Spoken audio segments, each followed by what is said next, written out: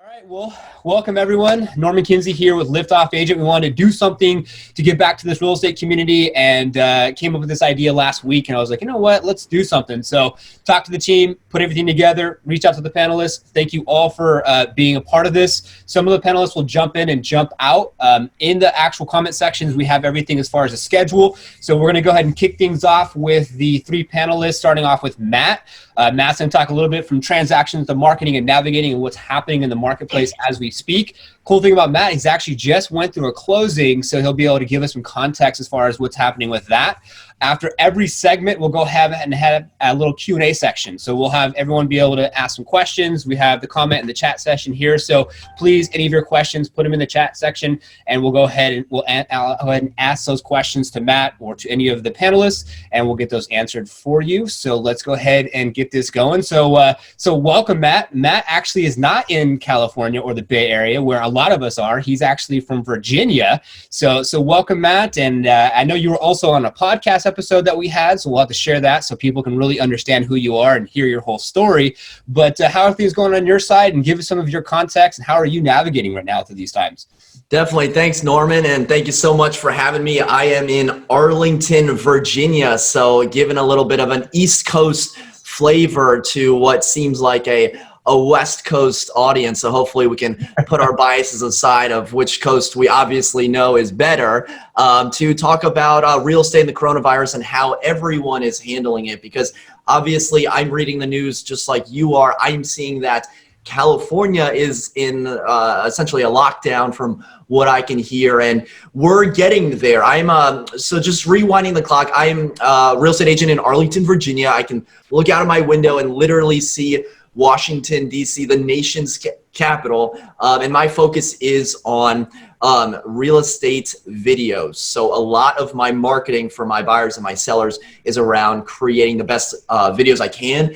And something that I've adapted recently is my goal is to literally have the best real estate property videos in the world. And at a time like this, when everyone is sitting at home on their couch scrolling and trying to look at real estate virtually, I think this is a really cool opportunity for anyone out there doing videos. So in terms of how I'm navigating the lockdown and everything that's going on, the first thing I'll say is I'm in a lot of real estate Facebook groups and, engagement this and a lot of forums.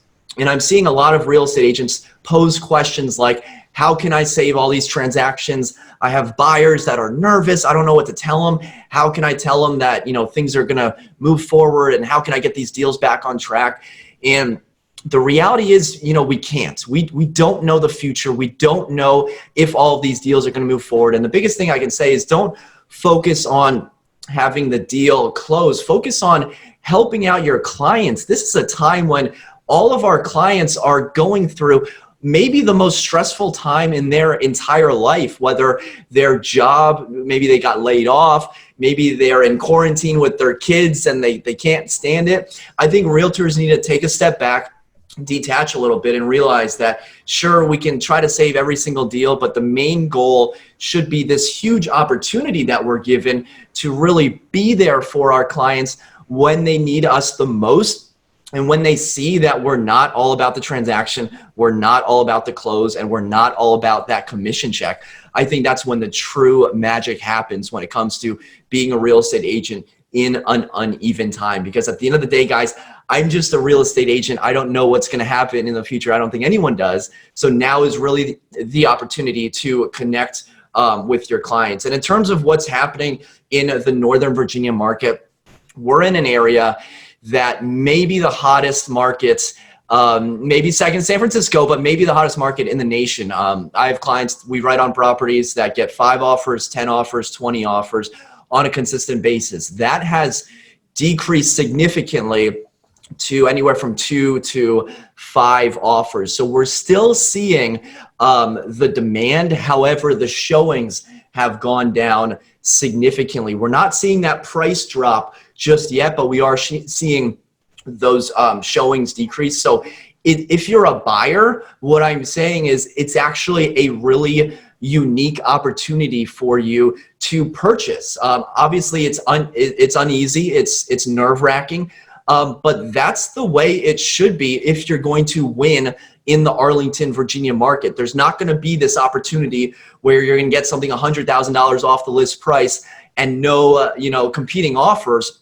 You literally have to buy during a global pandemic to even have a chance of, saving money off of the list price. So if you're a buyer, this is a really interesting and possibly unique opportunity to purchase. Now, if you're a seller, it kind of goes both ways in our market. Maybe now is a good time because you still have the spring market there, because honestly, we don't know when this is going to end. And when it does end, we all know the floodgates are going to open and every single one of your neighbors is going to list your property. So I'm not sold on when the best time is to sell, but I know for those people thinking about buying real estate, now is a really good time. But from an agent perspective, what can you be doing as a real estate agent during this time? I think the things that I'm doing personally are working on my website. I'm redoing my website and I'm redoing my CRM. These are these projects that no real estate agent wants to do. I mean, who wants to sit in front of the computer and work on a CRM? I know I don't. I would rather be calling my clients, which you can do as well. So in terms of things you can be doing as an agent, it's working on your business, not in your business. These are the times where you can tackle those projects that you've been putting off, because we're still showing properties on a case-by-case basis. I have my Lysol wipes in the car that I go around and open all the door handles and turn on all the lights, but we do have more time to be working on those bigger projects. And my whole background, I'm a full-time real estate agent. I think I do about 60% listings, 40% buyers. That's, about 50-50. That's where it's working out.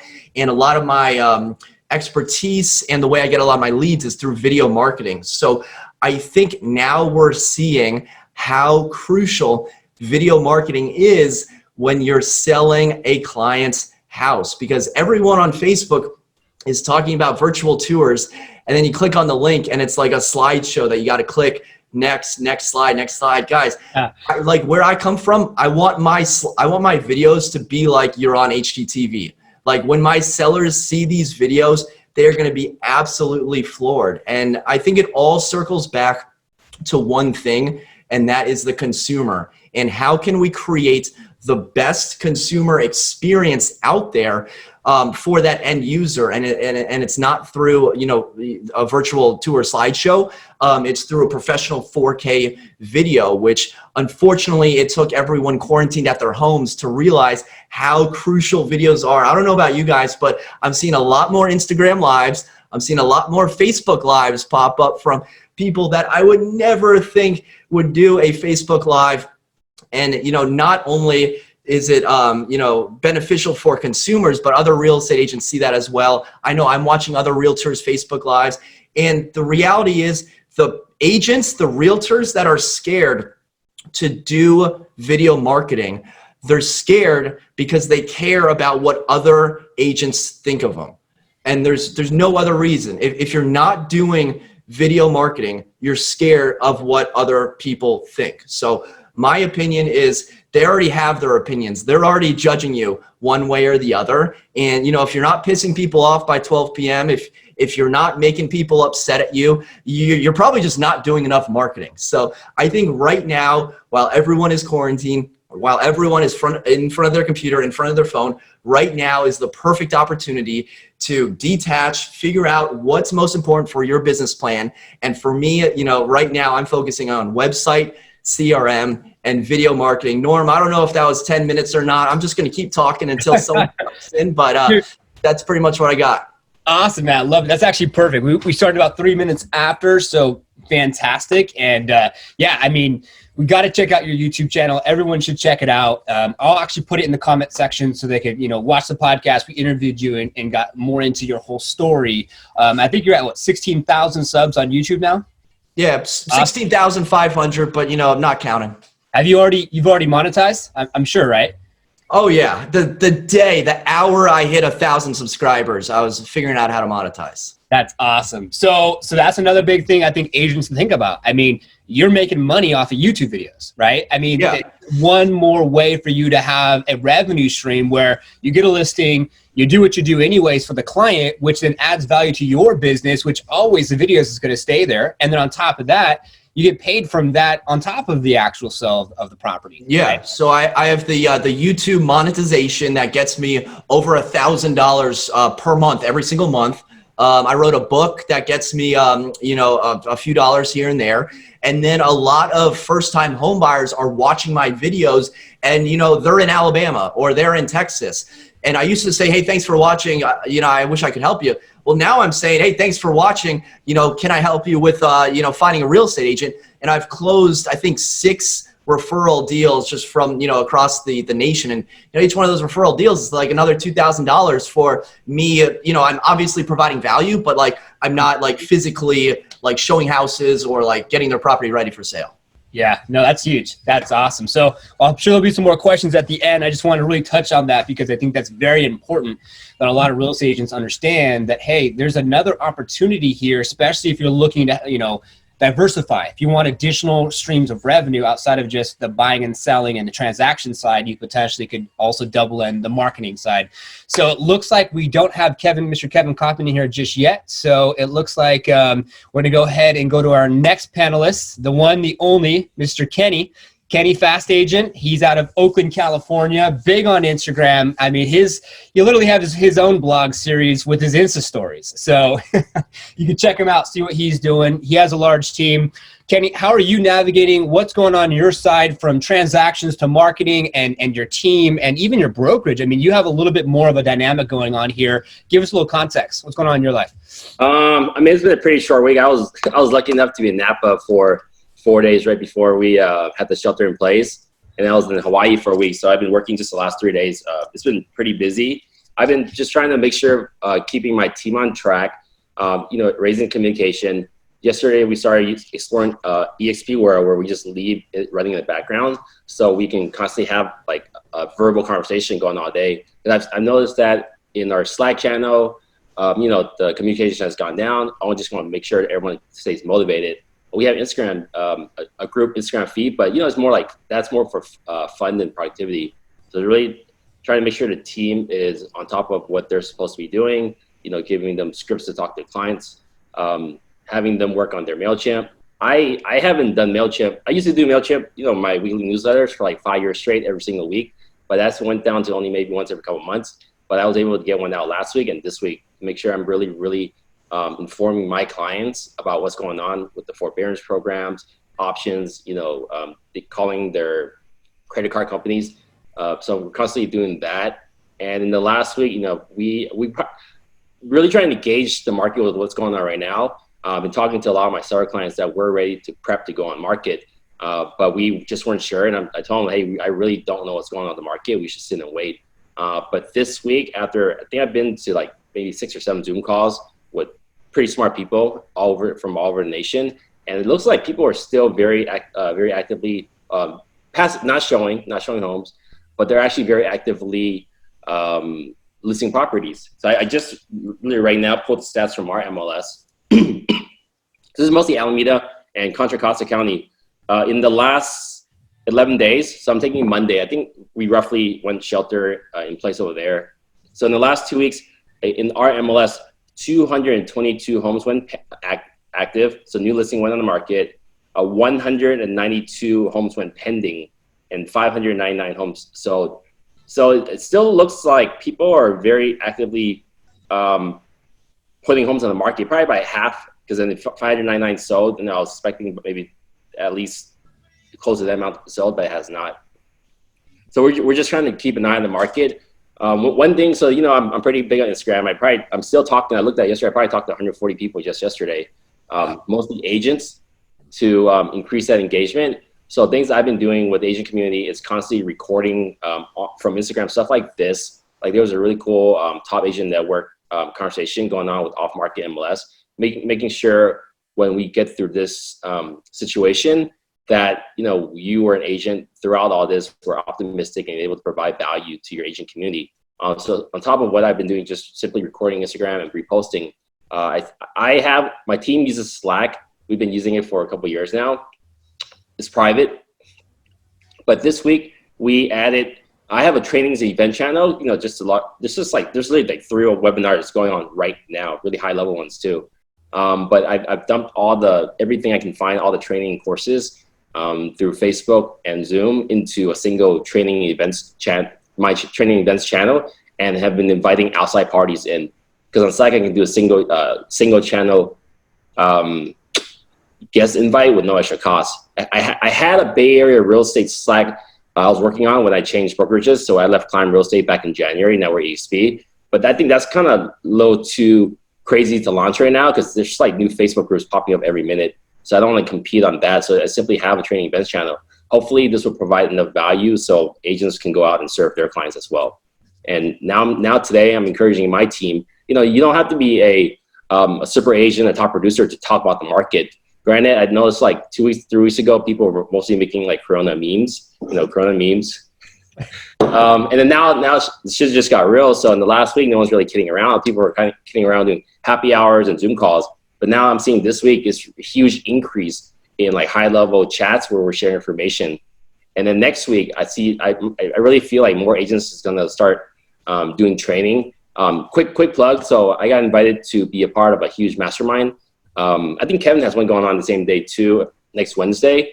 But the different mastermind, I think there's like 9 or 10 of us, like Chuck Fazio over in Phoenix, the $1.7 billion company that's just switched over companies.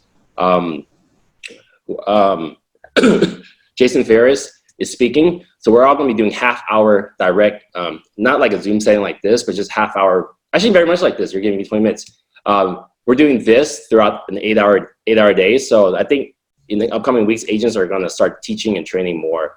And I don't know what the week after that looks like. Hopefully we can get this all cleared up. But it's so that's just me in the agent community. And with the clients, I think next week we're just ready to put the homes on the market. We're using, we're going to be using apps like, obviously just take pictures. We'll use box browning for virtual staging. We've been doing that already, but we're going to up it to another level. I have a Ricoh somewhere. I have a 3D camera. For vacant homes, you can stick a camera in the middle of the room and it takes a 3D photo, and you can upload that directly to Zillow. Now that, like there's no photograph or website companies, they're probably not working right now. It's non-essential businesses. No. Yeah, we were using Relay HQ, but we moved over to usepillar.com. You can make really fancy websites, really sick looking websites. It's very limited on things, but it looks really good to make websites for your properties, which you can then promote in Facebook groups. Because I've noticed that just this week alone, 2 new Facebook groups popped up for off-market properties and coming soons. And then, so we're just trying to make sure even though this is happening, we're staying busy. I feel like constantly agents should be sharpening their axe right now so that when the market picks up, we can all come out swinging. And then, was it Tom Ferry and who's the guy that owns KCM blog? Steve Harney. Yeah, Steve Harney. Their prediction is that we're going to have a small recession quarter, but the next third quarter this year should come up, and I'm really optimistic about that happening. I really think we'll just bounce out of this sooner than later, because we're doing shelter in place pretty in depth for most areas. Awesome. Wow, that's great. Yeah, I mean, a lot of good information. I see you out there all the time doing various different events and already being super proactive with these different webinars, which is huge, and giving out a lot of information as well. So that's huge. And as far as if you want to go ahead, and put in the chat some of the different things, some different resources. I have some people coming through asking some questions. That's awesome. I'll dump my I'll put the agenda, because I think you saw me this morning. I couldn't sleep last night. I woke up at 4 a.m. I just was brainstorming my presentation. So I was up for 2 hours this morning and then went back to sleep for 2 hours. Of the things I'm going to be using for my upcoming training next week. But you guys are welcome to just go out there and search this up yourself too. Perfect. Awesome. All right. Well, it looks like that might sum up this segment. I'm not seeing Mr. Kevin Kauffman, and he was going to be here. It looks like maybe something came up for him. So we can get into some of the Q&A sessions and ask, what individuals want to hear here. So let's go into, I think someone had a question as far as giving an example of a video marketing technique or something that you're doing. Maybe we can direct this to Matt as far as video marketing and a technique. What is something that you're doing as far as it says, give us an example of a video marketing you're doing. So for your business, Matt. Yeah. In terms of the video marketing that I'm doing, well, it harkens back to who's your audience. So who do you want to reach? Do you want to reach your network? Are you doing a property video? Do you want to reach buyers and do a Facebook campaign? I know for me personally, I want to reach sellers and I want to create seller listing videos. So the question maybe sounds like a tangible marketing video right now. And I think the biggest value you could do right now is something where you're literally going out to a local business and ordering takeout, or something where you put on your Instagram story of you supporting your local community. Because the reality is, whether we're in a quarantine or not, people know that you sell houses. And like, could you just not tell them you sell houses for like the 14 days that we're in quarantine? Like maybe, just maybe, like don't think about yourself when you're doing a video, and think about what your community wants and what your community needs. And I think reverse engineering what they would want to see would be you literally helping your local economy. And I think, well, it's, I get it. It's tough. You guys are in shelter in place. So I literally don't know what works in California, whether Uber Eats is still available or if you like literally can't go anywhere, but something where you're not being selfish and you're being just a real person and you're showing that you're actually part of the community. That would be the number one thing from a video marketing standpoint. Awesome. I love that. As far as for Kenny, I got a question for you. So are you doing anything, or how are you navigating the process of if someone wants to see a home? Are you doing anything with that process right now? I did one showing the other day. People are pretty upset. Agents are like would be really mad if knowing other agents are showing. I've been in a couple of chats with that. So I wouldn't openly talk about it if I was showing, but I literally just did one showing this week. The Tuesday I got back. We still haven't wrote an offer at 10 a.m., submit at 12, and we're in contract.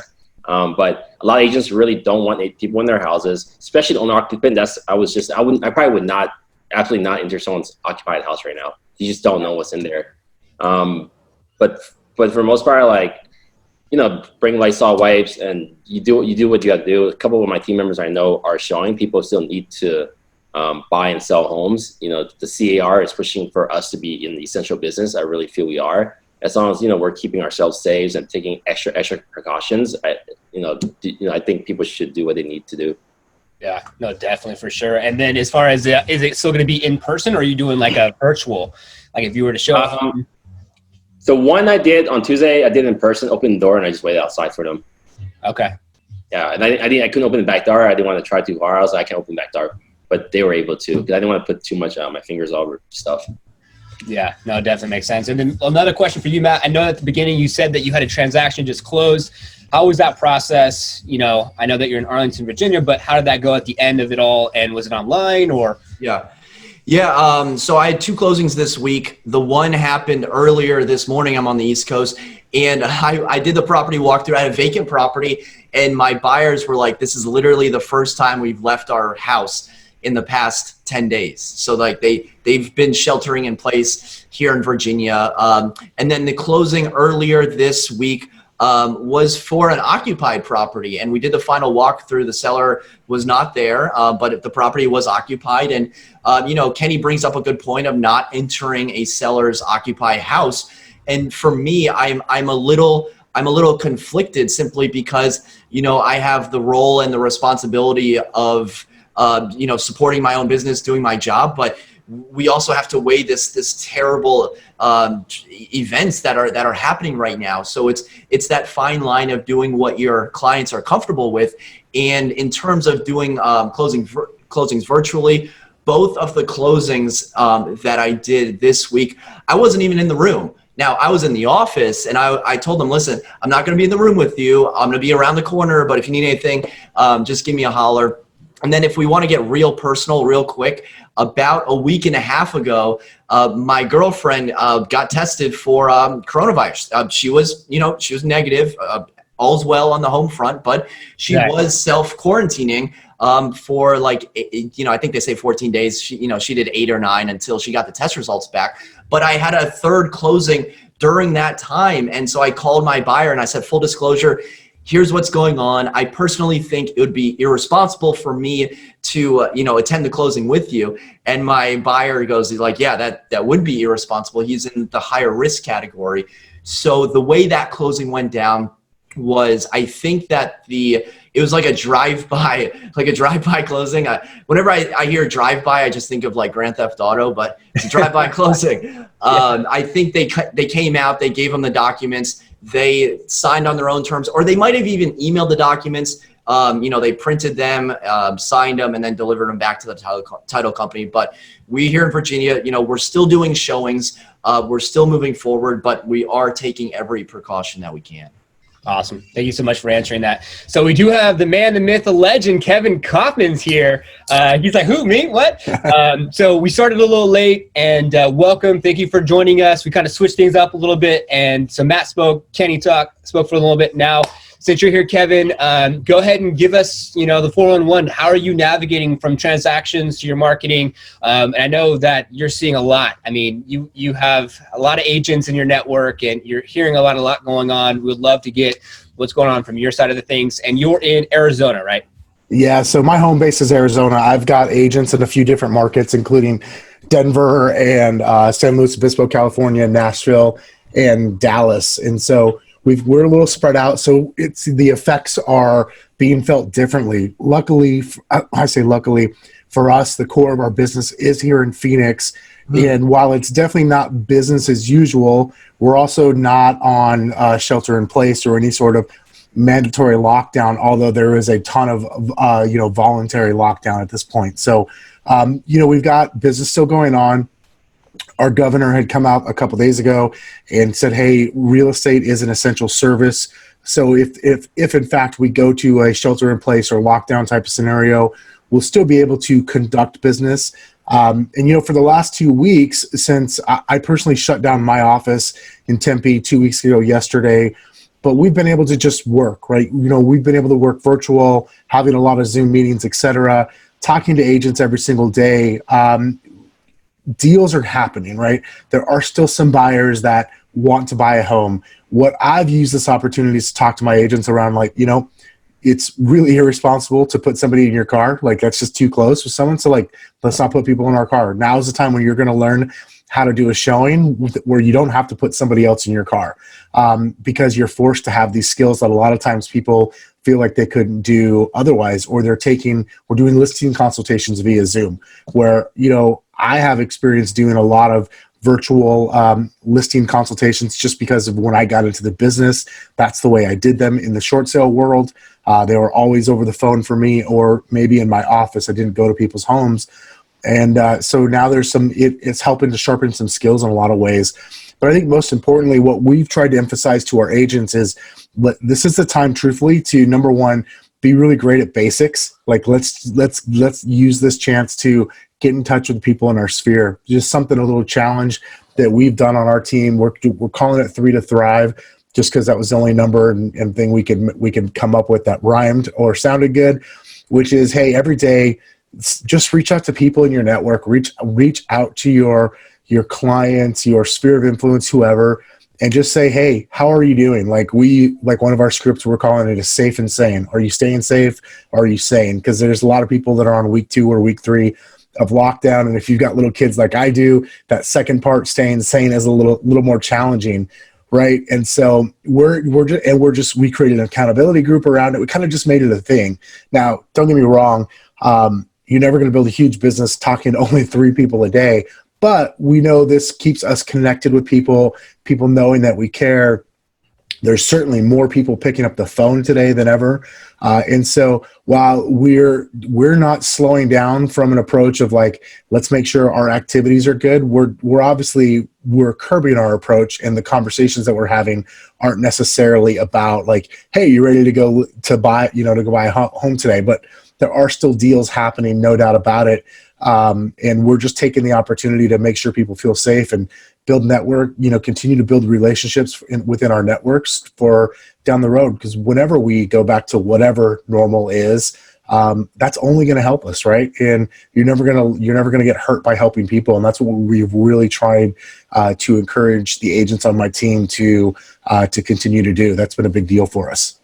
Nice, that's awesome, fantastic. So it sounds like Arizona is a little less stringent. I mean, California right now, I mean, we're in week 2, so on lockdown.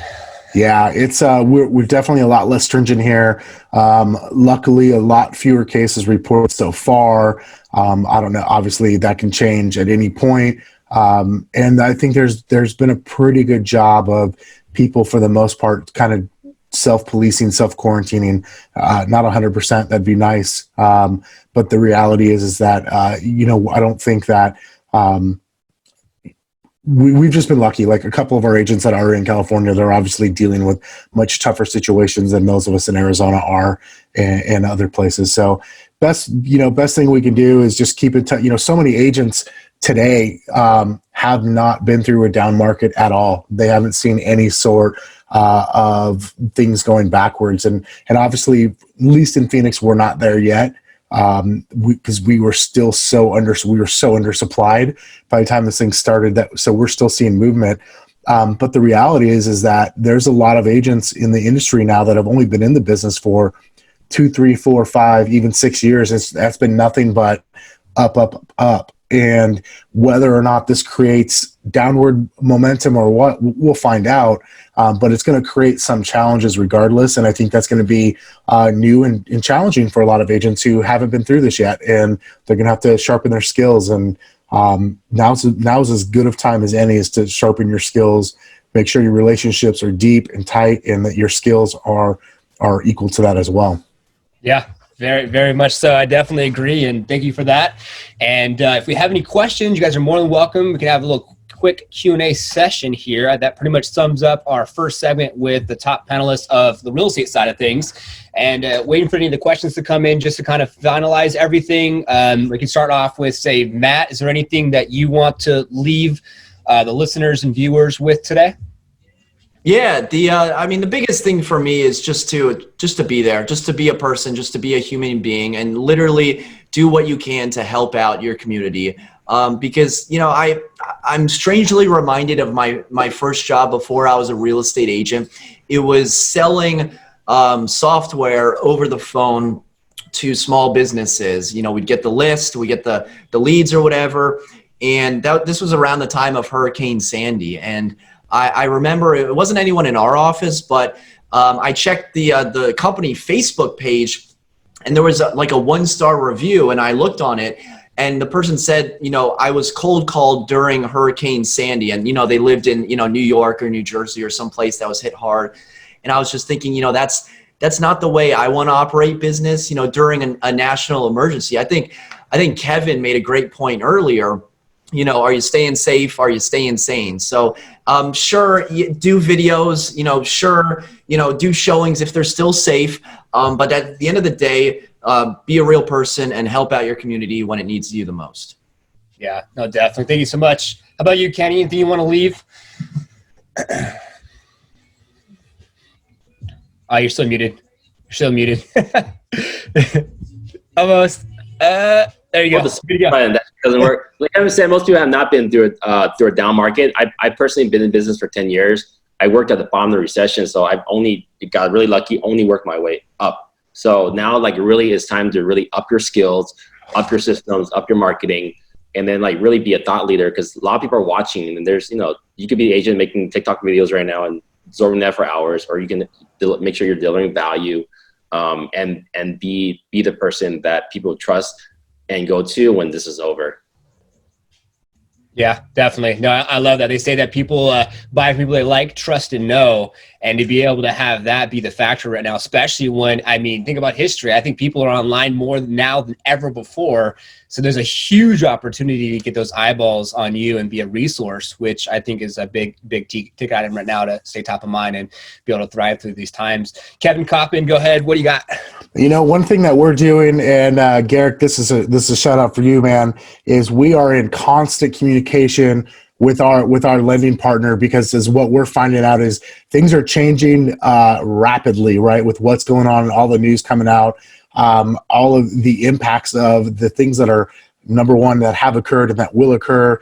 The changes and the overlays are changing drastically, and expecting more changes. So we've been in constant communication with our primary lending partner for the last couple weeks, and continue to be daily, effectively. And one thing I want to reiterate to agents is, if you're working with buyers, I mean, regardless, like, make sure that when you're writing an offer, you're going into contract, whatever, that you are clear on, you've actually got an updated real life scenario of where they stand from their loan, because things have changed so drastically intraday and daily over the last couple of weeks that you can't, like, basically, if you've waited more than a day or two, you're probably behind on what your real life scenario is. Yeah, so true, so true. Well, thank you so much for our Realtor panelists. We really appreciate you adding value, coming in, talking. We want to give back to the real estate community any way we possibly can. This is an idea that came up last week, and we're like, let's roll with it. We started marketing this on Tuesday, and thank you for all of our guests that are here too. Over 70 people sign up. We have 50 people in here right now. So thank you so much for everything on your side. Now we want to switch over and switch our gears to get on the lending side of things and see what's going on that side. So we have the man over here, and Garrick's with us. He's actually has his own independent broker, and he's someone that's navigating through these times right now. And I remember having a conversation with him about how all the refis were happening. He's super busy. It's like the best time ever. And then boom, pandemic hits, and it's just like, hold on, what's happening now? And so how are things going on your side? And from everything from, top to bottom, how are you navigating through these times, Garrick? All right. Well, we are definitely very busy, and I kind of wanted to go. I'll kind of go through what I was going to present here as far as March in a nutshell, and like really why all these things are happening on the back end, because we hear things are going away, but I don't think everyone really understands why. So to the best of my ability, I will let you know what is going on with each segment of financing here. And so basically on March 3rd, correct, it was party time. Rates were at 2.75. I'd say I first heard about social distancing right around that time, right? And we were still elbow bumping and fist bumping and all those things. Then from there, on March 13th, rates actually went to 4%. So they pretty much went up 1.25 in about 10 days, which is highly unusual. And basically it's never happened before. And we'd see more volatility of ups and downs recurring. And then March 15th was the Sunday the Feds went to zero, so to speak, right? And so that did cause a lot of pressure for loan originators, because every single client and lead in the world thought that mortgage rates were zero, and that is just not the case. And we'll go into why as I move on. So after that, last week, March 20th was Friday, I believe. Anyway, that day we heard rumors about the non-qualitative mortgage market kind of shrinking, credit was shrinking, but it basically just disappeared. And by like the Monday of this week, any non-QM, and so just to clarify, non-QM loans, those are your bank statement loans, a lot of restaurants, a lot of self-employed, small businesses on bank statement loans, right? Your foreign national loans, the loans we kind of talked about. Norman and I did a little thing in January, so all that is gone. That company is not funding loans that we did that with. So it was just out of the blue, we are done. And then also coming out that week and into this week, one thing is with appraisals. Fannie Mae and Freddie Mac are looking at doing exterior only, big move towards exterior only appraisals as much as possible, as well as property inspection waivers. So that's all coming out. But they're also doing a lot of verification of income. Like right now, my processor is scrambling on funding loans, and we have these conditions popping up. For example, one lady is a dog walker. And so we need to prove that she's been getting paid in the last few weeks, which just came up today as we're working on getting docs out and funding this loan. So certain types of income, like if you're a restaurant, they're going to want to make sure you're cashing checks or seeing some sort of alternative verification of employment at funding.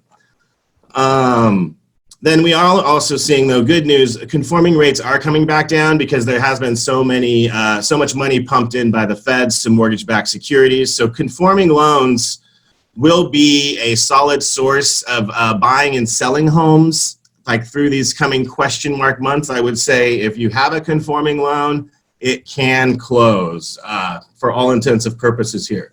But we also did see now government lending is kind of drawing back the government, like FHA and VA loans. I haven't seen this yet. I've heard rates are going up. They're still good today. But basically, why all this is happening, if you know the 10-year treasuries at this all-time low, et cetera, is pretty simple.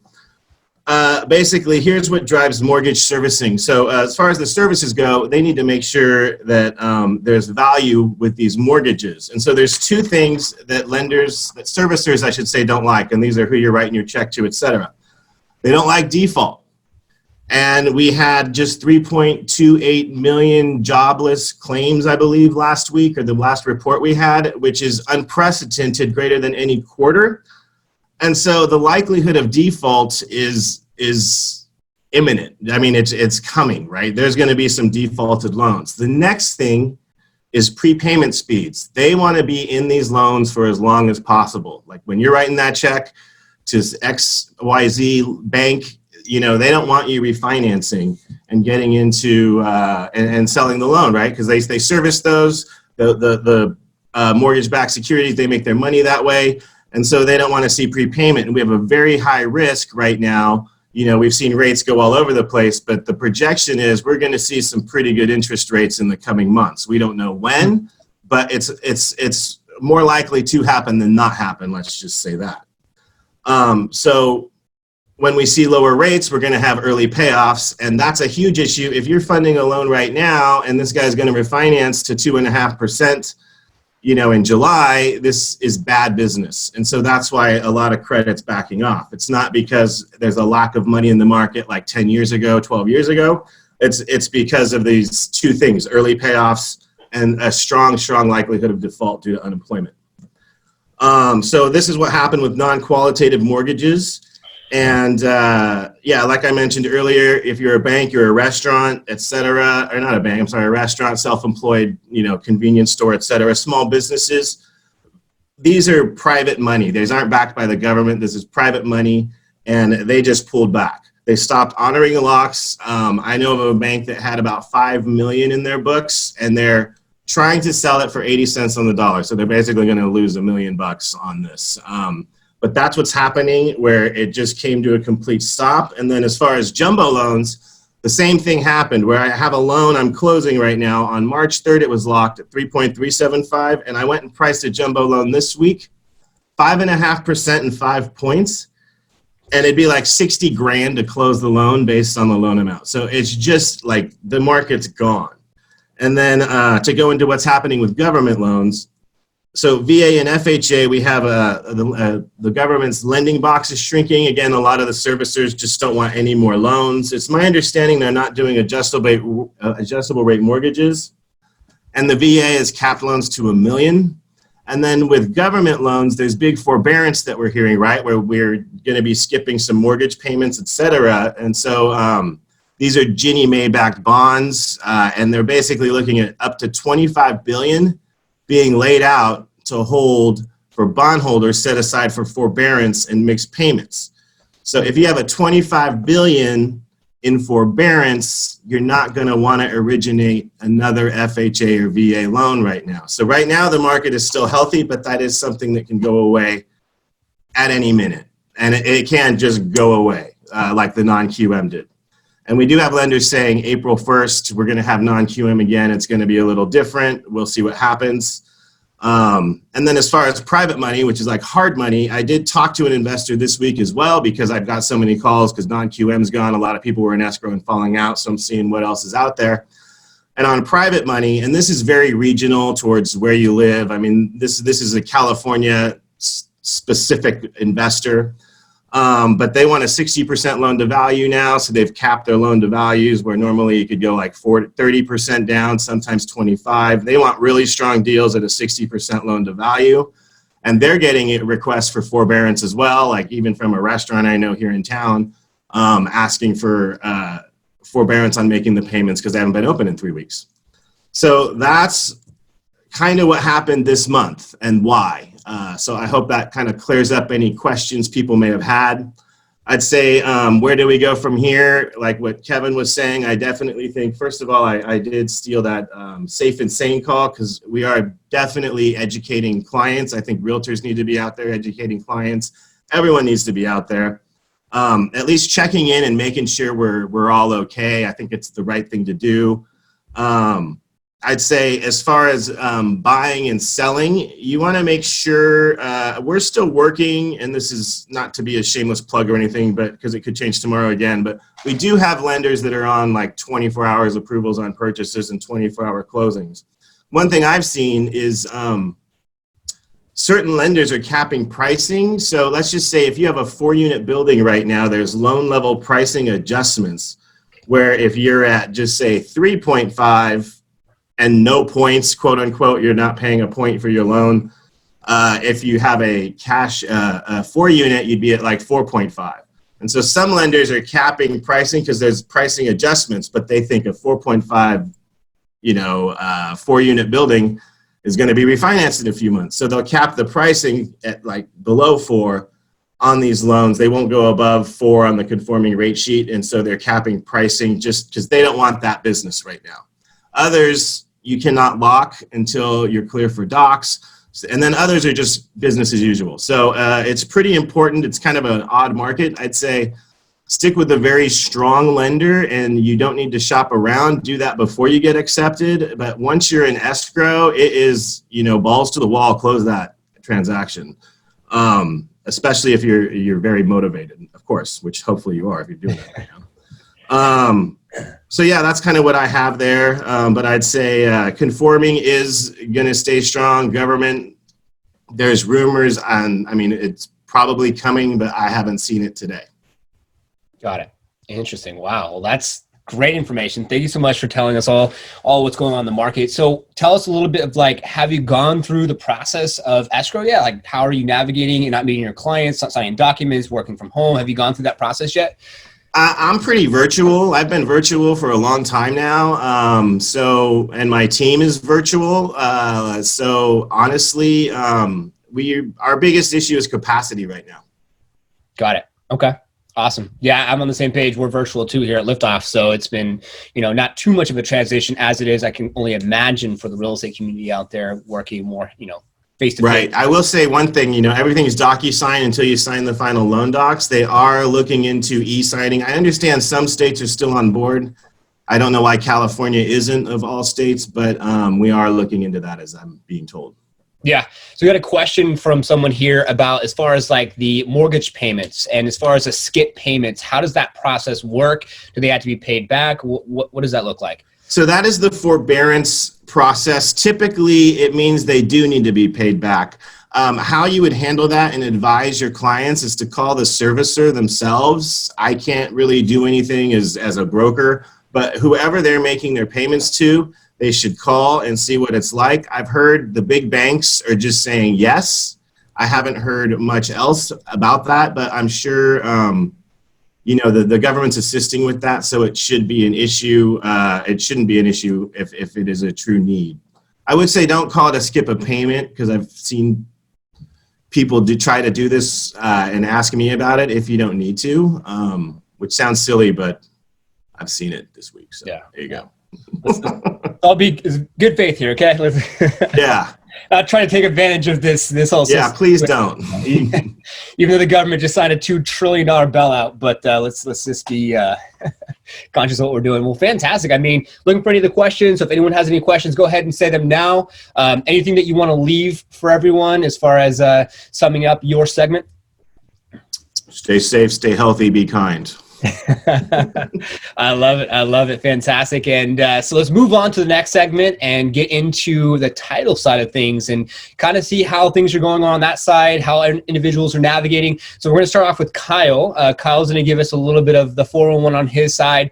From your side, Kyle, what are you seeing in the marketplace from, the agents that you're working with? How are they navigating? I know you're here in California in the Bay Area.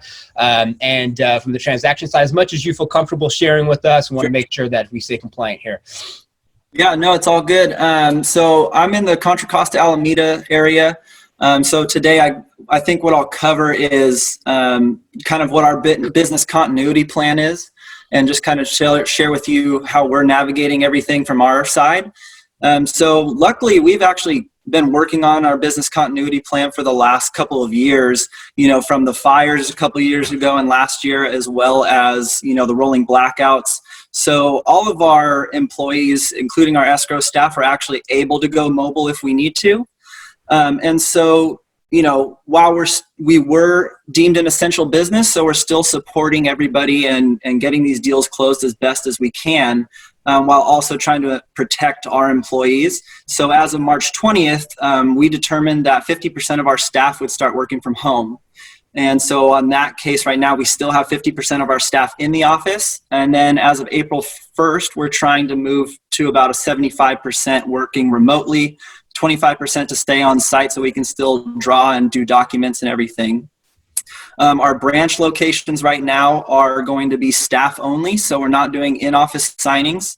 However, we do have a lot of notaries that are still doing remote signings, and so we do have the ability to review documents with our principals via conferencing, so we can do FaceTime, Skype, Zoom, whatever's easiest for your clients.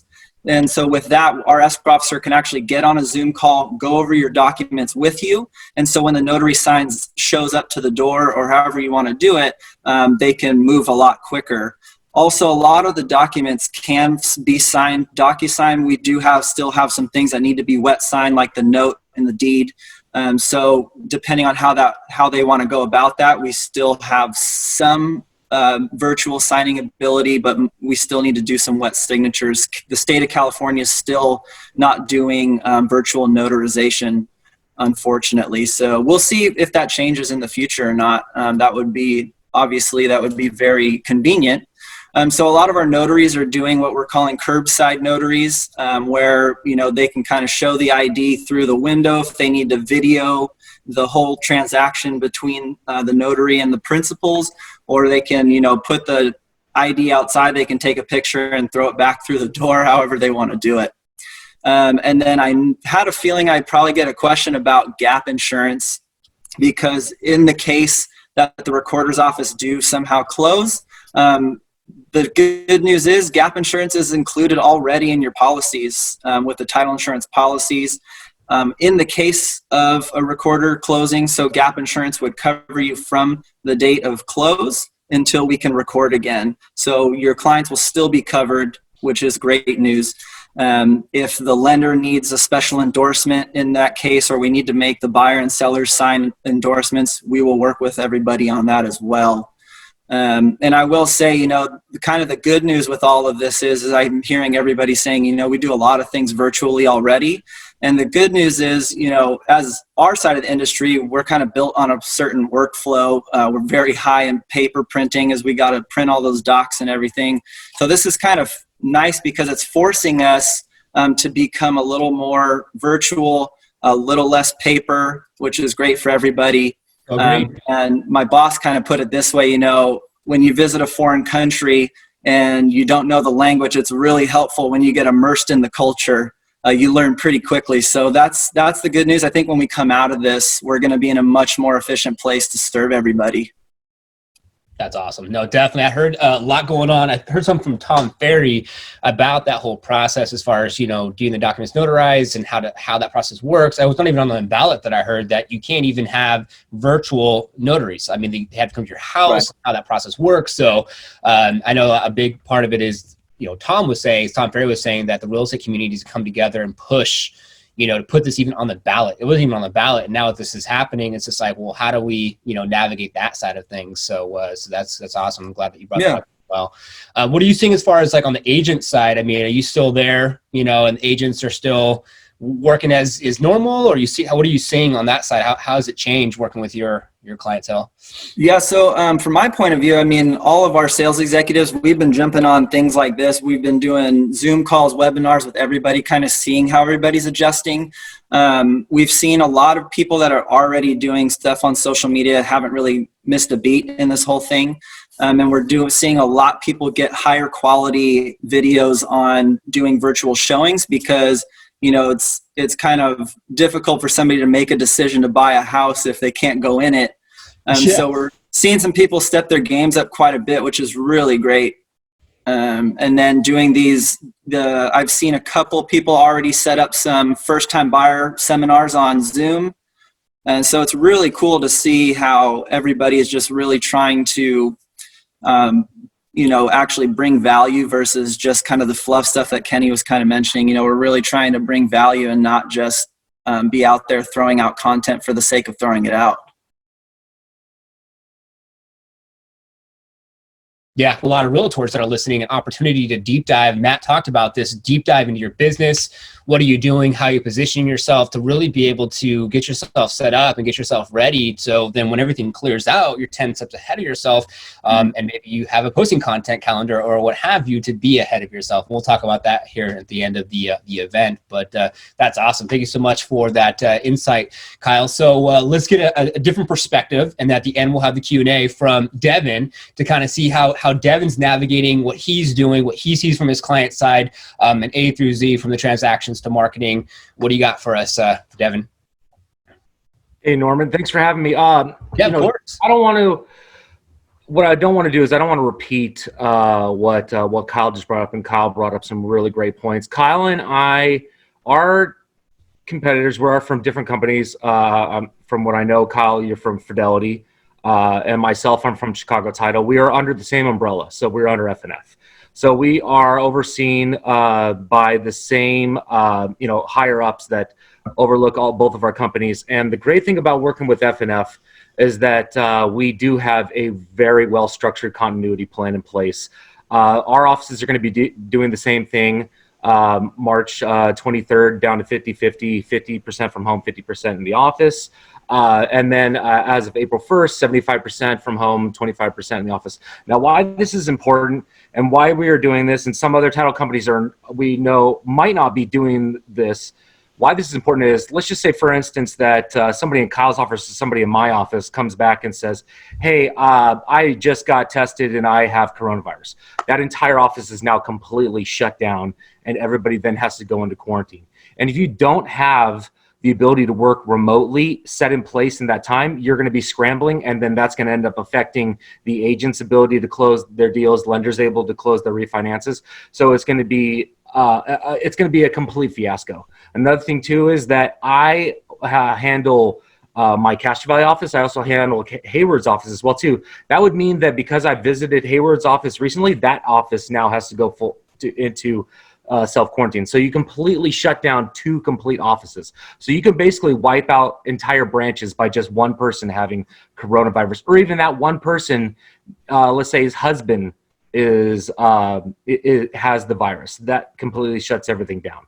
So we, as a company, both are very strong in being able to work remotely and have the abilities to have it where we're protecting you and protecting ourselves. Because I think in this moment right now, everybody needs to just stay safe and stay healthy. I can't speak for my competitors, but I've heard out there is they're not as well structured as FNF is for having the ability to work remotely and be able to work paperless. So having that ability is very important in this time right now. Another thing that I really wanted to talk about and speak, and what I talked about at the beginning, is that right now is a time really to just try and be as patient as possible. I know right now, especially a lot of people are just commission based. Making sure that you understand that everybody's doing everything they possibly can to get everything to you and get all of your documents in order and to be able to get everything closed. And we have to make sure that all the boxes are checked before we can then close. So for instance, if you're looking to try and get your prelim ASAP, just understand that it's really tough right now because everybody is in quarantine. Everybody is kind of out of place and out of their comfort zone, which is generally the office. So it's just right now of being patient, being understanding, and just knowing that, FNF, we are doing everything we possibly can to, get you as much information as possible. And the one thing that I'm talking about with my clients and that I'm getting from my clients is, there's so much negativity out there. There's so much, it's so easy to get played into the fear of everything, the worriness, the being scared. What I'm trying to tell my clients right now is just, be that be that positive voice right now for your clients. Be that positive voice for everybody that is willing to listen to you. That is what is really important right now. We need to, as a nation, come together and be that strength. My favorite quote of all time is from the movie Dark Knight, and it is the night is darkest just before the dawn, and the dawn is coming. So what I'm telling my clients is be the light in the darkness right now, because like for instance, just yesterday, United States, we're #1 now in confirmed cases worldwide. Yesterday, we just had 500,000 confirmed cases worldwide. I had to catch myself from going and wanting to post about that, because I'm like, you know what? I can't tell my clients to be positive and be that light if I'm going to end up going and doing this. So finding ways to engage with your clients in a way that's maybe different from real estate is really important right now. Obviously, letting people know that you are in real estate is important, but right now it's just showing that you're a part of the community, you're supporting your community. I think I want to say I can't remember who it was, but I think Matt was talking about like supporting your local community and going out there and buying from a restaurant that is struggling right now.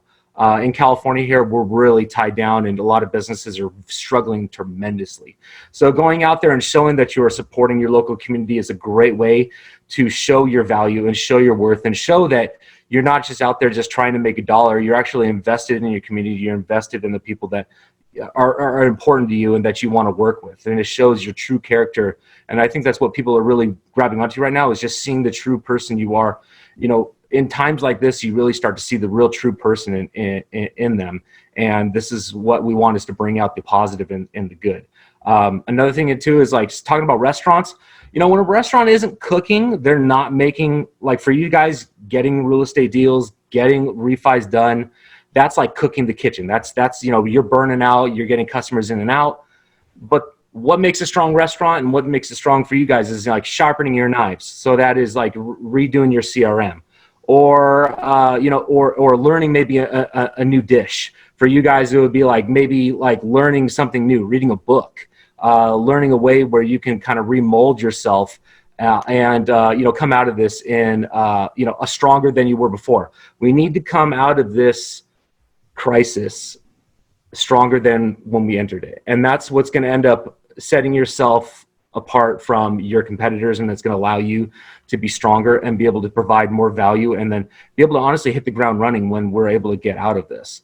There's a lot of tools out there. There's a lot of things that people can get familiar with. Hosting Zoom meetings is really important, and I think that sorry, I got my dog right here who's just like kids. It wants attention as much as anybody else. That's another thing too. So yeah, he's. I think right now it's a stressful time for everybody, just trying to find a way to, bring that stress down, bring value to your clients. If you're gonna utilize social media, I think right now what's really important is creating some fun and engagement with your clients. That is going to be a way for them to distract themselves from everything that is going on right now. I mean, everything in the news that has to do with coronavirus. Just make people laugh right now. Just make people feel good. That's something they're gonna remember that when it comes down time to make any kind of move or whatever, they're gonna remember that the most. Yeah, no, so true. And I really appreciate the way that you kind of brought everything together and kind of made it, because I know you mentioned that competition with Kyle and different companies, but at the end of the day, I think that, we're all in this together, right? We're human beings, we're navigating, we're trying to figure things out, hence why we're doing this event, to give back, to support, and to help. And I love that positive twist that you put on everything to give people, light, at a time right now where there's a lot of darkness, I feel like. And as far as recording, Can you touch a little bit? Maybe I know that there was like some people, there was question marks about recording and not recording, and am I getting paid, or what's going on with that? Are you seeing that everything's recorded as normal now? Are you seeing any changes with that? Things are a little bit different. For instance, in our area, we're in the Bay Area. We're getting hit pretty good with the coronavirus, and we're on like a shelter-in-place order here. Santa Clara and Contra Costa have e-recording abilities. So that right there is allowing them to be able to record your transactions on time. There are less staffed than normal. So we are seeing that, things are not happening as quickly as we would like. Alameda County, which is predominantly my area, is a paper county. So what they've done is they put a box outside of the recorder's office, and the runners then have to go and then put in the documents into the box out there by 9:30. If it's not in there by 9:30, it's not getting recorded that day. We don't have also the abilities there to do special recordings, so we can't do specials. So we have to understand that it's like, we have to have our ducks in a row and aligned for us to be able to get it to record. And, if it doesn't record that day, we have to just be understanding and just be very over communicative with our clients and letting them know this is what we have planned, but this could happen. Just be prepared for that. I think that's what's really important right now, is to be able to do that. Got it. Kyle, do you want to touch on that as well? Sure. With everybody being patient. So at least I know in our operation, all of our sales executives' websites have on the resource tab on our websites, it actually has a list of all the county recorders in California and kind of where they're at on e-recording or still doing paper or closed. So I'll put a link up there. I'm sure some Chicago and different brands have a similar thing. But I'll put my website up there to everybody. If you go over to the resources tab, it'll have COVID-19 county recorders closures. And it'll just have a list, and anytime we know of a change, it'll get updated on those websites as well. Your side for closing, what would you like to leave for everyone? It's just make sure that you're really staying in contact with your vendors and your team. So, as agents, as title people, as lenders, just make sure you're in constant communication with your team, because things are changing hour to hour, and we're all in this together. I mean, if we're struggling, you're struggling. If you're struggling, we're struggling. It's all one thing, and if we all work together, it's all going to be fine. Amen. What about you, Devin? Do you want to leave for the viewers and listeners? Yeah, just staying positive. Just knowing that we're going to come out of this thing okay. Right now, just making sure that you are over communicating everything that you have with your ongoing transactions, making sure that you are in good communication with your escrow teams, with your lender, just knowing that there are things that are out of our control.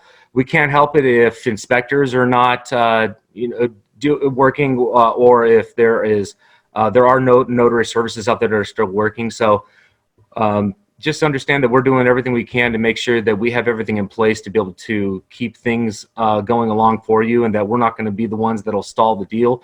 We are finding always, every day, new resources, and also understand that information changes on a daily basis, sometimes hourly. So what could be in place today could be different tomorrow.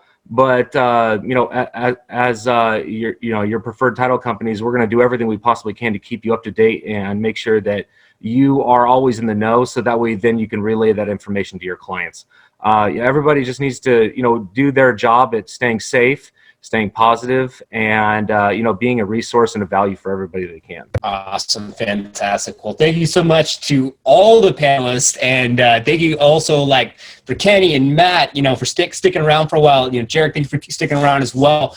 We're getting to the last segment where I want to have some fun and deep dive into some proactive marketing techniques and things that we could do to be able to really enhance the professionals in the marketplace. So, if anyone wants to stay, you can. As far as the panelists, if you have other things to do and you get going, no problem. We appreciate you all being with us today. And so I'm going to go ahead and shift over and share my screen and give you guys some practical things that you could use today for your marketing. So everyone ready?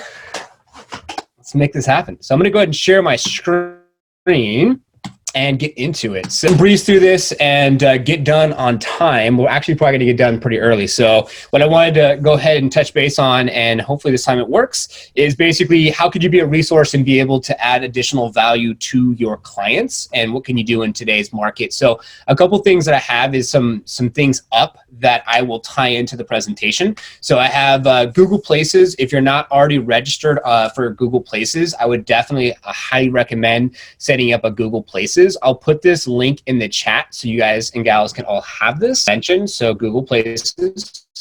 Another thing that I wanted to go ahead and show you all is going to be Zoom, which I'm pretty sure everyone has Zoom. If you don't have Zoom or not using it for your clients, definitely use Zoom. So I'm going to go ahead and share that link as well. Another thing is going to be Instapage to develop landing pages that you potentially could use to market to your ideal client or area that you serve, and we'll talk about that here in a minute. I also wanted to show you Google Analytics. If you're not looking at your analytics from your website standpoint, this is a great way for you to be able to say, okay, how can I track who's going on my website, what's happening with my website, things like that. So Google Analytics, if you're not already using it, check that out. Put in that link as well.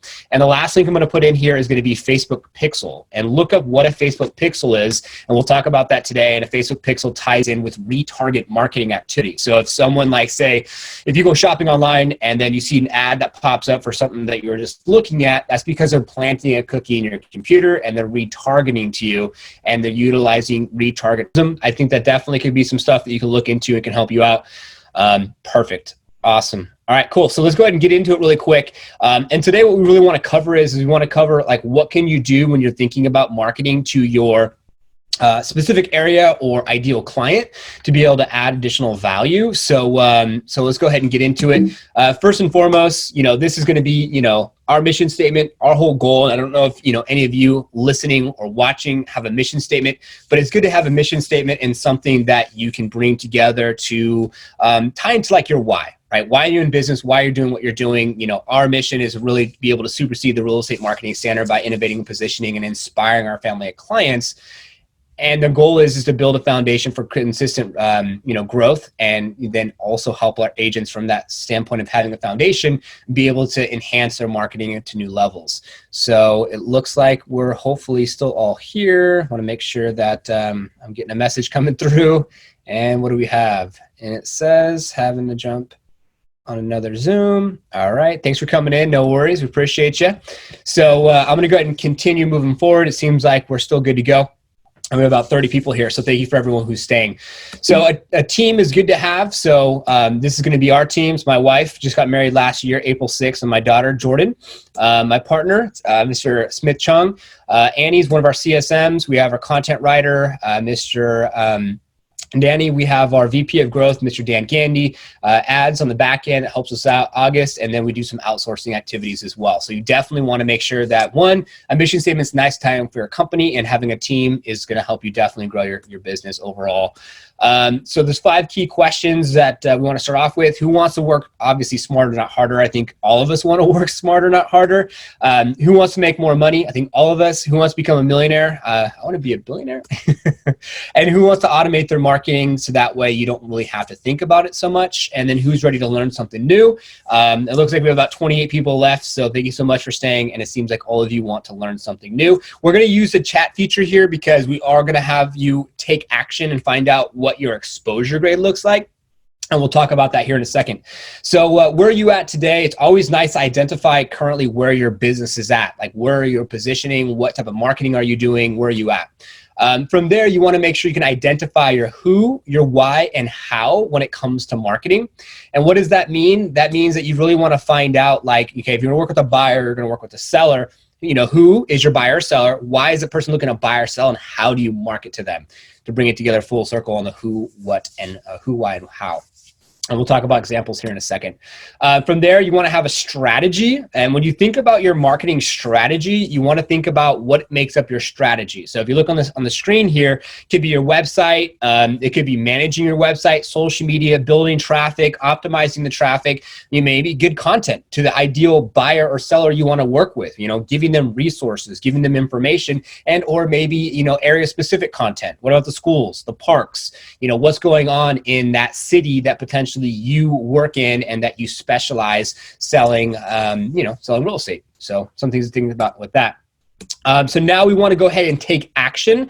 So I'm going to go ahead and put this quiz up to take action now. This quiz is going to basically generate a grade. What I'm looking for is if you go to the exposuregrade.com, we're going to go ahead and generate a grade, and the grade's going to based basically off of your branding, positioning, social media. What are you currently doing? This is going to give you baseline.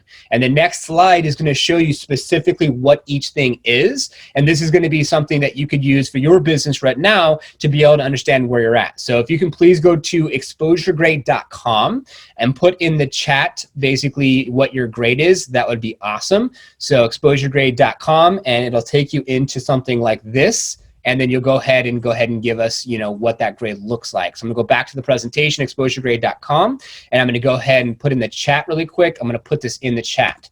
So now that's in the chat, so you have that link. And I'm gonna keep on moving forward, and then you're more than welcome to go ahead and put that in there as far as in the chat as far as what your grade is. So we're going to grade you off a couple different things. So we're going to grade you off of your branding, your social, your website, your farm and mailing, and your networking.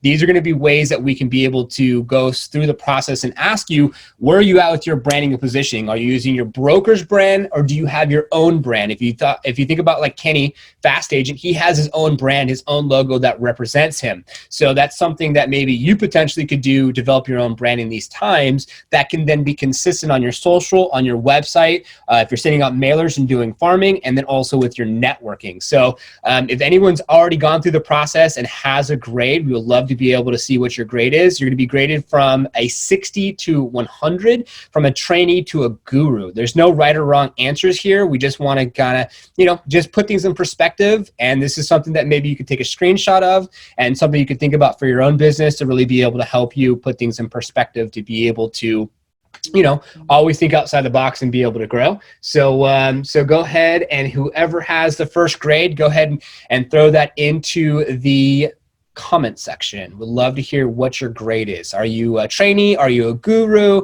And kind of 25, thank you so much for putting that in there. And maybe in the comment section, tell us what is something that you want to work on. Is like, hey, I need to get my Facebook going, or I need to get a Facebook business page set up, or maybe you want to get on Instagram and you want to start to now get into video and you want to do more with that, right? So these are things to think about. What do you want to work on from these lists to really be able to help your business and grow your business? And if right now your clients are on hold, maybe focus on what can you do to be able to enhance your online marketing footprint, because everything from those social items is free to use. The Google Places that I sent, and I gave you the link that's in the section here for the notes. It's free, right? Google My Business is free. You can get that set up, and you can start to maximize and leverage these opportunities to be able to grow your business, okay? So I'm going to move on. You're more than welcome to go ahead and still put your information in the comment section below. So now the who. Now this gets into more of like the details of the who, the why, and how. So the who, are you working with a buyer? Or are you working with a seller? Who are you working with? Now 65, awesome. Thank you so much for putting that in there. Good job. So who are you working with? Are you working with someone on the buy side or sell side? Now, traditionally, when you get into the business, you work with buyers. And then as you grow your business, you're going to maybe work with more sellers, right? So, and some people say, no, I'm just going to work directly with sellers. And it's up to you however you want to position your business. But I'll give you the reason why people work with buyers usually to start with, because they go to their friends, their family, everyone that they know. And sometimes it's easier to work with a buyer and then a seller, because you want to build up the credibility and the awareness of who you are, and really the confidence in working with a potential seller, especially if it's someone that's selling, a $500,000 to $1 million home. They want to have confidence in you. So a lot of real estate agents start on the buyer side, then go to the seller side. So buyer, seller, who do you want to work with, or who do you work with? And maybe you work with both. Now from there, the buy or sell, right? Can you answer that question of why they're looking to buy or sell? And I'm going to deep dive a little bit deeper here. So this person, normally in a setting where it would be more live in person, and maybe we could try this right now. Go ahead and comment below. Is this a buyer or seller? From just the picture. This is deep diving a little bit more into why someone would want to buy with you, or why someone would want to sell with you. So buyer or seller. 55, thank you so much for entering that in. Buyer or seller, can anyone answer? What do you think this is? Just from the picture, look at the people, look at the real estate agent. Who, buyer or seller? I'm getting buyer. All right. Seller, buyer. Both. Okay. Awesome. Awesome. Fantastic. So this technically is a seller. Now, the reason why it's a seller, look at a couple different characteristics. At the bottom of the actual picture, if you look here at the bottom, it says for sale, number one. Number two, look at the age profile. What are the age demographic of maybe these individuals? They look like they might be a little bit older, and then look at the size of the home. That's a pretty large home, right? So someone said seller. Thank you so much. That's correct. A seller. This is actually technically a seller because they have a large home. It says for sale, and it's going to be the age demographic of an empty nester. So that gives you some context behind, okay, it's a seller, empty nester. They have a big house. They don't need the room anymore. So they're going to go ahead and they're going to relocate. Now, what about this slide here? Buyer or seller? Buyer or seller? And I have someone else that said it's also because the sellers are in the background instead of the foreground. Okay, all right, I like that. Buyer, okay, fantastic. Sharon, thank you so much. Buyer, yes. 5 dumb things landlords do, right? These individuals are just like, I'm done, I don't want to rent anymore. So exactly, so that's going to be someone that's going to be a buyer. So when you think about this, when you run ads, right, to your ideal buyer or to your ideal seller, you want to have images, and now you want technically video that's really going to showcase like who you are and who you work with. So having content that really is going to, showcase that fact that, hey, I'm speaking to you because I understand you're an empty nester. I understand you want to sell your house probably because of these reasons. Then what happens, that person builds confidence. They feel like, wow, Sharon understands it, so on and so forth. Difficult buyer. So true, so true. So that's the next thing to think about, okay? Now, to bring it together full circle, how do you market to that individual? Well, you market to them with social media, right? Right now is the perfect opportunity to give good content around that ideal buyer or ideal seller that you want to work with, right? So you can put video content, articles out there, maybe write your own content about, hey, I hope all is well. Here's some things to think about. If you're looking to sell your house, this is what's going on in the marketplace right now. Here's going to be a great article. Good content, great information you want to put on the social media. I know that Garrick, actually, it was Garrett Mann. I don't know if he's still here or not. Garrett, if you're still here, let me know. He did a YouTube video about a market update. What's going on in the market? How many homes are on the market from those homes? What's up, bro? From those homes, how many homes went off the market and how many homes are still in the market? So another way to be able to do that, film video, put it on social. What about your website? What are you doing with your website? How are you positioning yourself with your website? What type of content are you putting on your website? Do you have specific buyer content, seller content? Do you have potential area-specific content? And I'll give you an example of what it would look like to have that type of activities, to be completely transparent. And a lot of this stuff you can do on your own. And then last but not least, you want to market to your ideal buyer or seller with ads. So we talked about that. Identify a photo or do videos that you potentially can market to that individual. So that's how you're going to market to them. Now from there, this is the sweet spot. So you have the chart here that breaks down the who, why, and how. So you're more than welcome to take a screenshot of this. I can also send this presentation to anyone that wants it. So, who, buyer, seller, right? So you have first-time home buyer, number 1, and then how do you market to them? Millennial, renter, couple. So you're going to identify your first-time home buyer that you're imagining working with the first-time home buyer, imagining, okay, I want to work with a millennial. Well, who is a millennial? Okay, well, the average buyer, that would be 34. That's the average buyer age right now. They probably either he or she is engaged or going to get married or just got married or maybe have a kid. So connecting with them and giving good resources and content online around that type of first-time home buyer who's a millennial is some things to maybe take in consideration. Upgrade home buyer, same type of thing. If you have someone that's looking to upgrade, what does that look like? Well, an upgrade home buyer, say for instance, to give you an example, would be someone like myself. I'm gonna be transparent here. So I have a 1.5-year-old, and that's Jordan, and my wife and I live in, I'm actually technically in my garage, and this is a studio that I built out. And we can't live here anymore. We need more room. There's 3 stories. I'm on the 1st story. The 2nd's a common area. The 3rd is the bedrooms, and we need more room, and we need to be able to, upsize. So I'm basically an upgraded buyer who is someone that has a child. So upgrade buyer could be someone that's, maybe has a child, needs more room, has a 2nd child on the way. You can market to them with those type of different activities. And we have some comments coming in Thank you for the advice. No worries, no worries. So all those things are something to take in consideration. I will send this presentation to you. No worries. All things to take in consideration, okay? So, and there's a bunch of big lists here that you can go ahead and you can take a picture of this and you can use on your own. And I will send this to you as well if anyone requests this. Now from there, does your website and landing page need to be consistent with this? Correct, it does. So you want to have a website with your social media links, with good content around the ideal buyer or seller you want to work with, and then a landing page.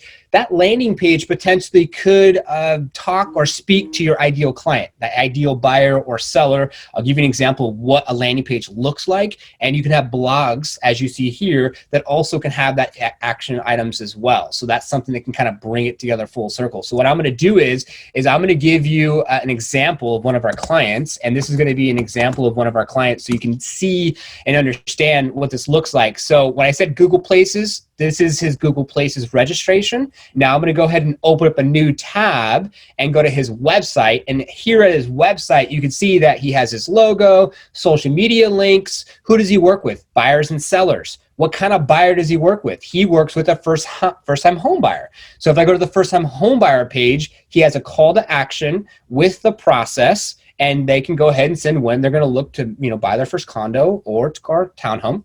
Here's some blogs that help with the process, and then here's the toolkit box. So you want to search for homes, set up property alerts, what's your mortgage calculator look like. So this is going to be some good information, some things to take into consideration on the, say, buy side, first-time home buyer, for an example. Here's the sell side. So on the sell side, same type of concept. So you have the call to action. You could also imagine putting a video here, something that you can do. I share the Insta page.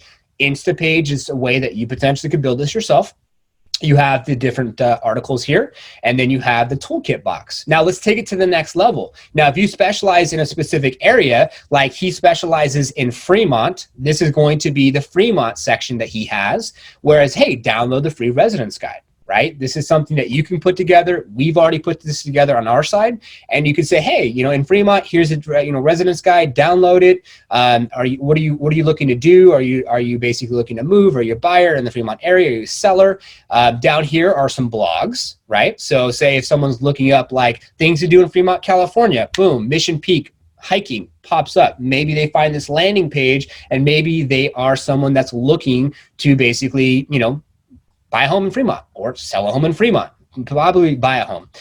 You have Jack's Restaurants, a Fremont hub. So these are good blog articles. You have the cities, the listings in the city of Fremont available. And then down here, this is just going to be a feed of information from Instagram that automatically feeds into our websites. But to give you some context to what I'm saying, as far as, what cities do you specialize in, build something like this, and then how are you giving good content from the buy side or sell side? So that just kind of brings it together full circle for you. And we want to just keep moving on here, but hope that was helpful.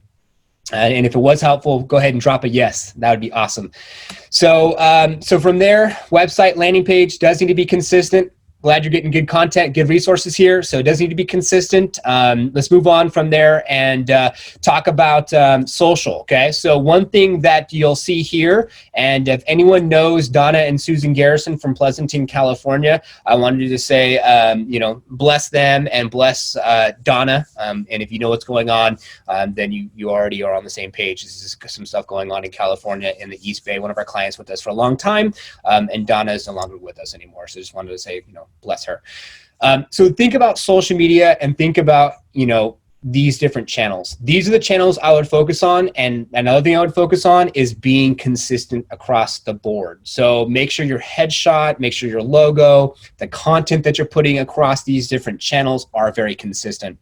First and foremost, because if I'm an average buyer of 34 and I go on Google, and I don't know if you've Google searched yourself, and I search, I want to see what I could find. And, people buy from people they know, like, and trust. And if your social media and your website and your YouTube channel has good content and good resources, and Matt talked about doing the best listing videos, period, in the nation from YouTube. And Matt even talked about, too, how he's making over $1,000 passive residual income from YouTube videos, from listing videos. So these are things to take in consideration as far as now that you're at home and you have time, go through these platforms platforms, be consistent with, you know, the content that you're putting out, give good content that reaches out to your ideal buyer and seller, and just keep it consistent. Whatever you put on one, put on the next, and so on and so forth, okay?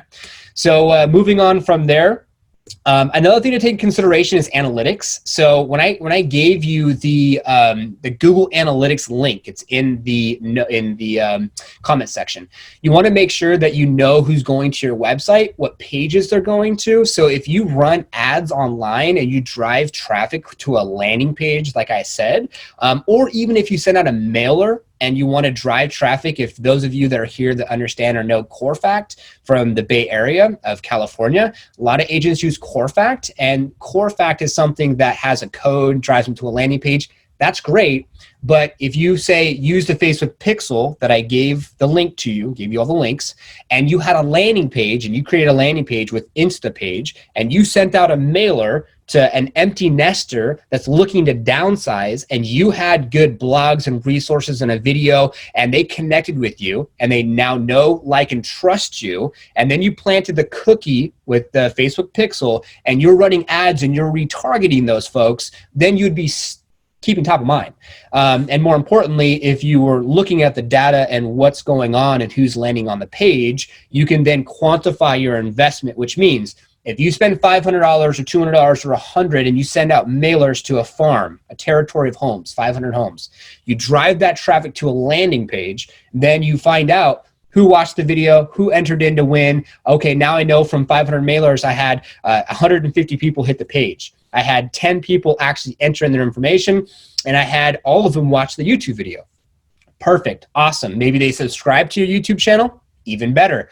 Maybe that ties into what Matt was doing. Now he's making reoccurring revenue off of YouTube, and you get to double end the whole entire opportunity from a 365-degree angle, from sending out the mailers, driving the traffic, keeping a track of the analytics. These are some things to take in consideration when you think about the analytics and who's going to your page and how long they've been there. Are they going to the buy side, sell side? And the same thing with the social media. You want to have, you know, say good content and good stats. From the content, you'll have good stats. So who's in your audience, post engagements, post sent, post mentions, what's happening with that? Andy, I'm glad that you think this is great information. Thank you. So, you know, who's in your audience? You know, is the audience growing? Is it staying stagnant? How many posts are being sent? You know, and are they engaging with your postings right now? You know, I would highly recommend video. Get on video. If you don't feel comfortable, you know, be transparent. Transparency is key for success. And the more that you're transparent with individuals, the more you're going to have success. A quick story. My wife's like, don't tell anyone that you're working out of a garage. I'm like, well, why not? You know, at the end of the day, like, I'm okay saying that I'm working out of a garage because I built this by hand and I'm proud of it.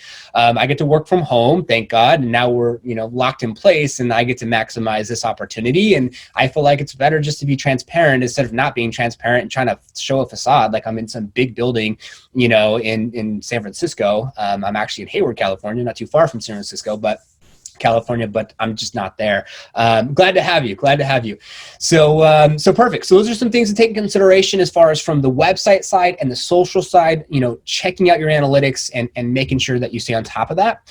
And then from there, you know, let's talk about some did you knows. I want to deep dive a little bit more into these various different social channels. Actually, technically only 2 social channels, and then YouTube is its own beast. But if you didn't already know, 92% of consumers shop online, and out of that, 75% window shop and look at agents, look at homes and things like that. So you really want to take that in consideration when it comes to, you know, marketing online. You know, right now in history, there's more people online than ever before. So the quicker you can get these accounts set up, the quicker you can get content out, the better you're going to be. So let's talk about the stats. So Instagram has 1 billion active users. 71% is 35 or younger. And Instagram is the second most engaged network, social network outside of Facebook. And more than 60% of the user base is basically on Instagram daily, which that's probably way more now because people are at home. And check this out. So if you're not doing video now, this is exactly why you should be doing video.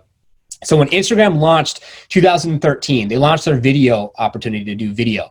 As soon as that launched, 5 million videos were uploaded in the first 24 hours. So if you haven't done video yet, think about this. Back in 2013, 5 million videos were uploaded within the first 24 hours. So now I can only imagine how many videos are being uploaded, and definitely something that I would definitely suggest doing. So on YouTube, 90% of consumers will buy because of homes, by 2020 because of video. So that's another reason why video is so popular right now. Another thing is 1.3 billion active users. 30 million viewers are 18 to 49 years of age. That's just mind-boggling. So you have a huge range where you can get buyers and sellers from this category from 18 to 49%, or 18 to 49 years of age are on this platform. So if you're thinking about doing video, I would highly recommend putting your video on YouTube, because you could put your video on we just talked about this, on Instagram, but the Instagram videos die after 24 to 72 hours. So Instagram videos die after 72 hours or less, and YouTube videos live forever. So what that means is if you put a good caption, right, like your listing, you say 123 Main Street, video walkthrough tour, and then you have a good body, and you put a good thumbnail of like say the front of the home. That video will always stay alive, because that video is a video that is on Google. Google owns YouTube, and it's something that will always be available. Matt didn't touch on this, but if you go to Matt's YouTube channel, he said he had some old videos that he's had from years back that actually he's earned business from, because they were just out there and they just don't die. And when someone wants to get information or someone's looking at something, then it's a really good thing to do. So how do you direct eyeballs to YouTube?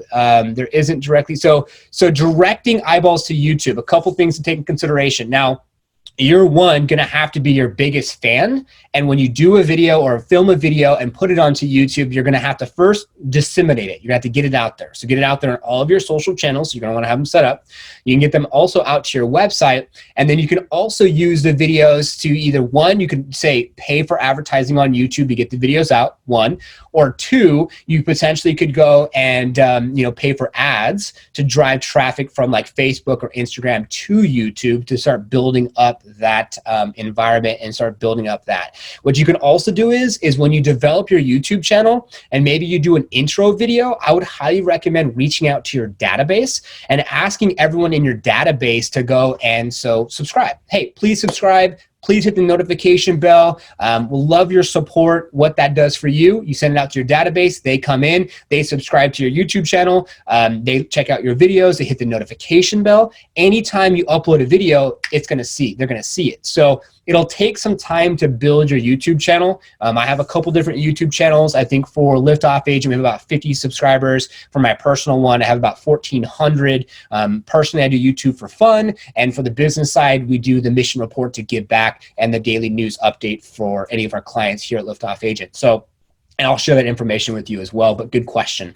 Okay, so YouTube is definitely a great place to just host your videos and keep them there for years to come, for them to be effective and for people to potentially search and find them. Facebook has 1.49 billion daily active users. Believe it or not, 75% are actually female, and 62% are 50 to 65 years plus or older. So what does this mean? This means that if you want to market to an empty nester, someone that's looking to downsize, they don't need the extra room anymore, well, those eyeballs are on Facebook. And you would probably want to, gear the content towards females and then gear it towards someone of the age of 50 plus and get really good content, like a video content or a photo that would really just like capture their attention. So you could do something like a video idea. Give me a video idea. You could say 10 key things to think about when downsizing, for example. And then that way they could be like, well, yeah, you know what? I was thinking about downsizing. This could be like, say, the wife speaking to the husband. Hey, honey, I saw this great video. I want to show it to you. We're thinking about downsizing. Let's watch it really quick. And they're at home anyway, so they could potentially watch it. They could check it out, and maybe they connect with it, right? So think about that when you think about, say, for instance, being able to maximize that opportunity to be able to maybe take advantage of Facebook for maybe an empty nester that you want to potentially work with, someone who's looking at downsize, and potentially you can help them on both sides of the transaction. And then last but not least, on Facebook, if you can get a video watch for over 10 seconds, if you get to the 15-second marker, you're above average from the Facebook side of things. So as far as like when you think about someone watching your video, because right now on social media, think about how long you spend on your activity feed. Literally 3 seconds, 3 seconds, 3 seconds. It's quick. Right? So if you want to put something out there that's going to catch their attention, your intro needs to be quick. Your caption needs to be good. Your thumbnail that showcases what you're showcasing needs to be good. You know, you need to have the picture of the couple, like I showed you earlier, you know, in front of the house with the agent, and it says like, you know, 10 key things for downsizing, you know, and then they see that, they automatically connect with it, they watch it, then they know who you are, they may like you, they may start building trust, and people buy from people they know, like, and trust. Bring it together full circle, okay? Now from there, we'll go ahead and tie it in full circle with a little recap, and we're getting closer to the end here. I'm going to give you some resources at the end of this that you could check out. So who you work with, buyer or seller or both, and when you think about your prospect, why are they looking to buy or sell? Understanding specifically why they're looking to buy or sell. Understanding the market. How do you market to that ideal prospect? You know, from social media, mailers, your website, running Facebook ads. Understanding, you know, basically the foundation that you need. So you want to make sure that you have a foundation from branding, social, mailers, website, landing pages. Build everything up through these times. Be consistent with that process of doing postings on all those different channels. And if your website and your social and everything is consistent and people look you up online, they find you, they find your content, they start looking at your content. It's like, if you ever gone on YouTube, right? Or have you ever been on now TikTok, which we're not talking about right now, but ever been on TikTok and you see something and it just sucks you in, or you go on YouTube and it sucks you in, that content.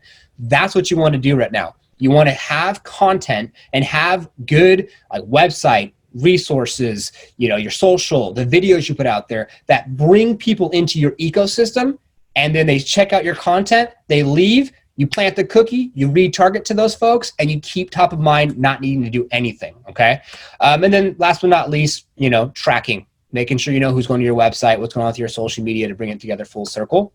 Now, who can you follow? I'm going to show you some individuals that you can follow that you could check out. Now, this is what I would do. Josh Altman, check him out. Ryan Serhant, check him out. Graham Stephan, he's someone who's a real estate agent down south. Now, Josh Altman, he's on $1 Million Los Angeles. Ryan Serhant is on $1 Million New York. But Graham Stephan is someone that was just a real estate agent, started getting on YouTube, just like Matt, one of our keynotes today, and he's making over $100,000 a month. And what he's doing is, and he's the guy, I watched one of his new videos, and it was talking about the $2 trillion, you know, bailout and all this money that's coming available and how it's going to be allocated. I tuned into his video right away and watched it, and that's what he's doing.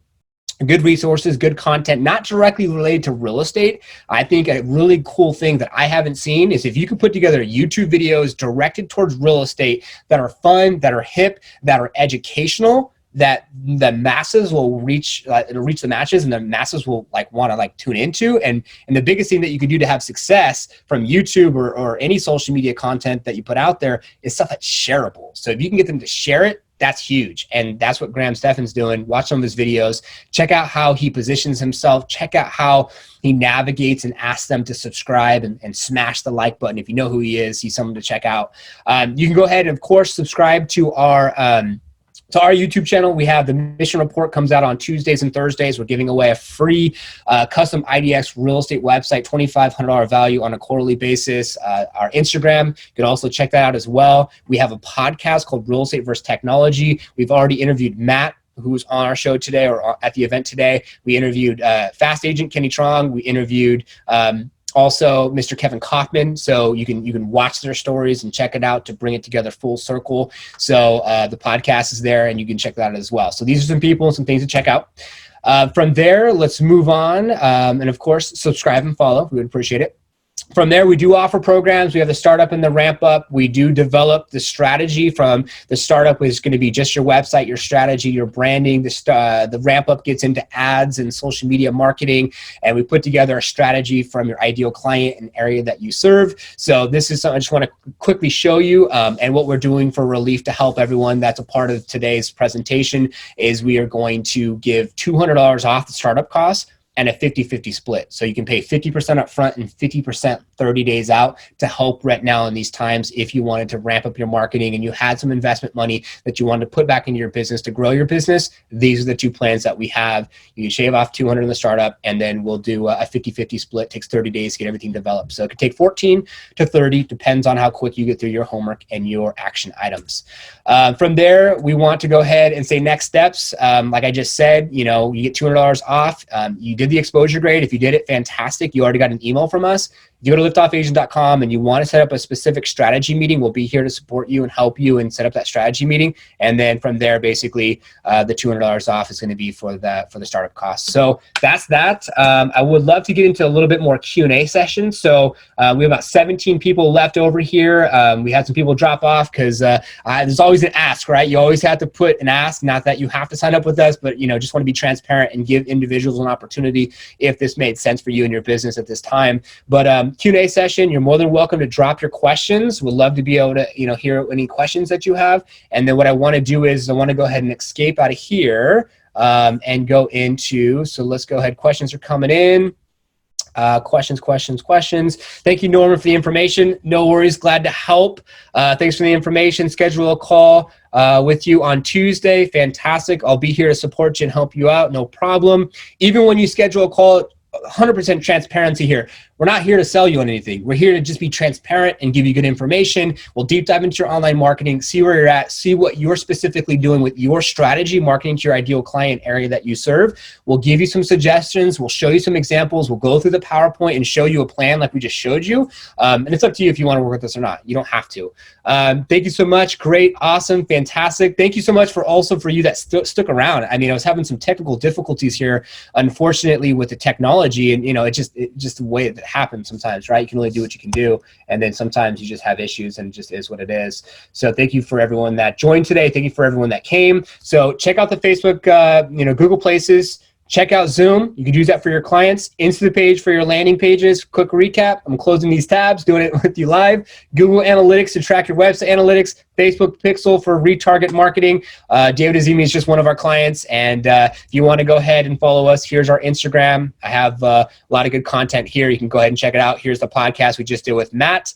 So you're more than welcome to check that out. Here's our YouTube channel, as I already showed you all. I really, really appreciate all of your time. And I'll go ahead and share the presentation with everyone that wants it. So I know there's a couple people that want this. So if you could please do me a favor, if you're still here, just go ahead and if you can email me, that'd probably be the easiest. Just Norman, Norman, Norman at liftoffagent.com. So liftoffagent.com, and I'll put it here so you have it. So Norman at liftoffagent.com, and I'll send over a copy of this for you, Norman at liftoffagent.com. There you go. Thank you all so much. Stay safe, stay sane, stay happy. I hope you found value. We're looking at doing this again in the near future and potentially having female panel, because I had some individuals say, oh, it's all male. Can you potentially do female?